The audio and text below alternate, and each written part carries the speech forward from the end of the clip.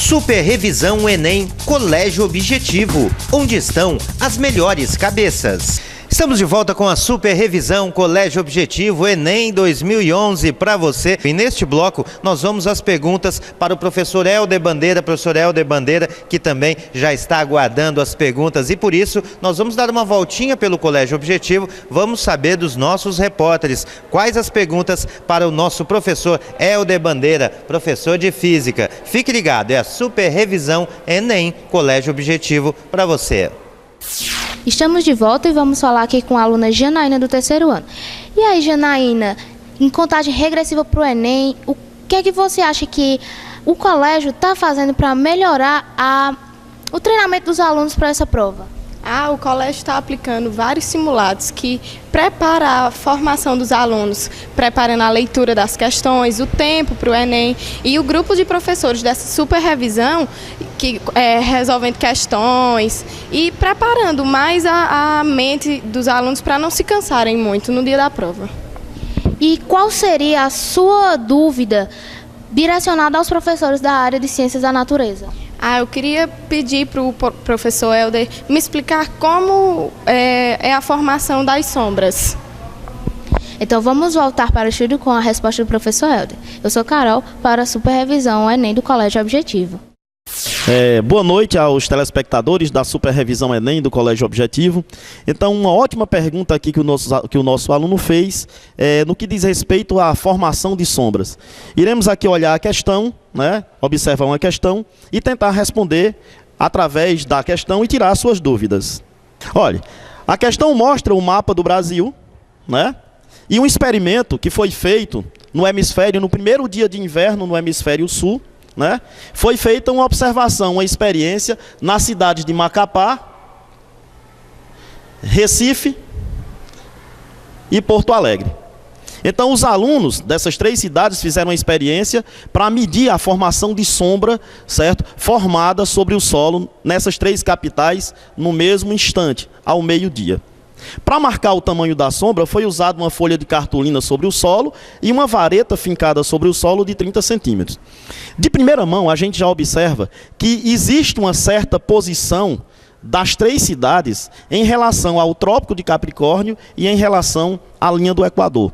Observem que a cidade de Macapá, ela se encontra mais próxima da linha do Equador do que a cidade de Recife e a cidade de Porto Alegre. Outra coisa, no primeiro dia de inverno no hemisfério sul, né, que é o solstício, é exatamente o momento em que a Terra se encontra mais inclinada em relação ao plano de translação dela em relação ao Sol. E essa sombra, quando ela se forma nesse momento, ela vai ser perpendicular ao Trópico de Câncer. Então, observemos o seguinte aqui nas demais figuras. Levando-se em conta a localização dessas 3 cidades no mapa, podemos afirmar que os comprimentos das sombras serão tanto maiores quanto maior for o afastamento da cidade em relação ao. Então, é uma questão simples, é uma questão de pura observação naquele mapa que foi apresentado há pouco. Observem aqui nos 3 desenhos, onde nós temos a cartolina na cidade de Recife, na cidade de Porto Alegre e na cidade de Macapá. Hemisfério norte, onde o sol está super firme, né? Hemisfério sul, onde está acontecendo o inverno. Sombra projetada do hemisfério norte para o hemisfério sul. Daí nós observamos o seguinte: na cidade de Recife, na cidade de Macapá e na cidade de Porto Alegre, embora no mesmo instante, as 3 sombras projetadas, elas têm comprimentos diferentes. Isso, minha gente, se observarmos no mapa que foi visto há pouco, nós iremos perceber o seguinte: a cidade de Macapá, ela está mais próxima da linha do Equador do que a cidade de Recife. E a cidade de Recife está mais próxima da linha do Equador do que a cidade de Porto Alegre. Então, observamos ao longo do mapa que, ao passo que as cidades vão ficando mais distantes da linha do Equador, a sombra produzida no solo, ela vai aumentando. Então, na verdade, a questão ela é uma mistura, né? É uma relação entre física e geografia, certo? E que a gente vai optar com uma opção, né? Com uma opção verdadeira, olhando nas alternativas, a letra B. Por quê? A formação da sombra não depende do litoral, não depende da posição em relação ao litoral, não depende do nível do mar, não depende do Trópico de Capricórnio, porque vejam que o Trópico de Capricórnio está mais próximo de Porto Alegre do que de Macapá, e lá a sombra é maior, né? E nem depende do meridiano de Greenwich, que está associado ao fuso horário. Continuando aqui com a aluna Cíntia, eu gostaria de saber, Cíntia, como você está se preparando, como o objetivo está lhe ajudando para a prova do Enem? O objetivo me ajuda não só no segundo ano, mas desde o 9º ano, com a preparação, com simulados, o que ajuda o aluno a chegar numa prova e não ter surpresas, chegar bem para fazer a prova e tirar uma boa nota. Muito bem. E você tem alguma pergunta para algum professor? Sim, para o professor Helder. Como a energia elétrica pode estar relacionada com a temperatura ambiente? Mais uma ótima pergunta. Vivenciamos dia a dia a sala de aula que se mantém refrigerada a manhã toda, todo horário que a gente se encontra, né, assistindo aula. Então, essa pergunta ela vai relacionar a capacidade, né, do ar refrigerado, do ar condicionado, da central de ar, em conseguir resfriar uma sala contendo várias pessoas, né? Visto que as pessoas, quando se encontram no interior da sala, elas trocam calor com o meio, né? Ou seja, elas aquecem o ambiente, e o ar refrigerado tem justamente a função de manter o ambiente numa temperatura agradável. Então, na nossa questão apresentada, para tirar a dúvida do nosso aluno, nós temos um manual de instruções de um aparelho de ar-condicionado, né? E nele a gente está percebendo vários temas que têm a ver com o funcionamento do aparelho, como a capacidade de refrigeração dele. Quanto maior a capacidade de refrigeração, mais o ambiente fica agradável, né? A potência consumida, que está associada a essa capacidade de refrigeração, a corrente elétrica no ciclo frio, que está associada aos fios que são utilizados na ligação, a eficiência energética, que tem a ver com o gasto de energia, a vazão do ar e a frequência da nossa corrente alternada, que é de 60 Hz. Então vejamos aqui, considere que um auditório possui uma capacidade para 40 pessoas, cada uma produzindo uma quantidade média de calor, e que praticamente todo o calor que flui para fora do auditório o faz por meio dos aparelhos de ar-condicionado. Nessa situação, entre as informações listadas, aquelas essenciais para se determinar quantos e ou quais aparelhos de ar-condicionado são precisos para manter com lotação máxima a temperatura interna do auditório agradável e constante, bem como determinar a espessura da fiação do circuito elétrico para a ligação desses aparelhos, são. Eu vou só voltar aqui a tela um pouquinho para a gente observar. Olha, minha gente. Quanto maior for a capacidade de refrigeração do ar-condicionado, né, maior será a capacidade dele resfriar o ambiente, né?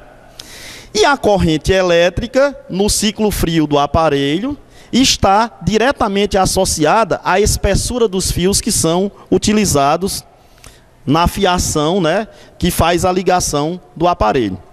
Então a questão quer saber o seguinte: dessas grandezas, quais são as essenciais para que o aparelho de ar ele funcione de forma, né, perfeita.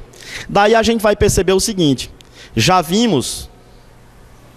a gente já viu aqui no gráfico que foi colocado que a capacidade, né, de refrigeração do aparelho ela é essencial. Vimos também que a corrente elétrica que atua no aparelho no ciclo frio, ela também é essencial. Se a gente for observar, nós temos duas leis, as quais podemos empregar e perceber a relação entre corrente e espessura de fio. Nós temos a primeira lei de Ohm, que diz que a DDP, na qual o aparelho está ligado, é o produto da resistência pela corrente, né? E nós temos a segunda lei de Ohm, que diz que a resistência elétrica é a razão entre o produto de uma constante chamada de resistividade pelo comprimento do fio, pela área que está relacionada com a espessura. Olha, se a gente conseguir relacionar essas duas leis de Ohm,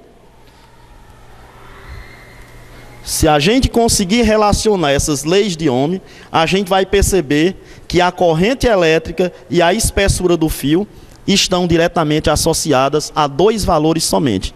Resistência elétrica é igual a DDP sobre corrente.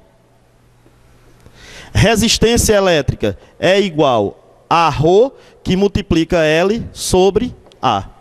Resultado, percebemos nessas duas relações, que a corrente elétrica e a área, elas são duas grandezas diretamente proporcionais. Significa dizer que quanto maior for a corrente elétrica, maior será a espessura do fio. Então, olhando nas alternativas, né, a gente vai perceber o seguinte: grandezas responsáveis, vazão de ar e potência, não. Vazão de ar e corrente elétrica sim, vazão de ar não. Eficiência energética e potência, capacidade de refrigeração e frequência. Observem que no modelo do aparelho todas as frequências são as mesmas, a frequência está associada ao ciclo da corrente elétrica. E na letra E nós temos, olha, quanto maior for a capacidade de refrigeração do aparelho e quanto maior for a corrente elétrica, porque a corrente elétrica está associada à espessura do fio, maior será a eficiência do aparelho de ar. Então, observando as alternativas, nós temos aí como opção correta a letra E. Ok? Este foi mais um programa Super Revisão do Enem, diretamente do Colégio Objetivo. Amanhã estaremos de volta e amanhã nosso assunto é matemática. Então você sabe o peso que matemática tem aí na prova do Enem, não é? Então fique ligadinho porque amanhã tem muitas dicas para você. Não saia de casa, não durma não, antes do multimídia terminar.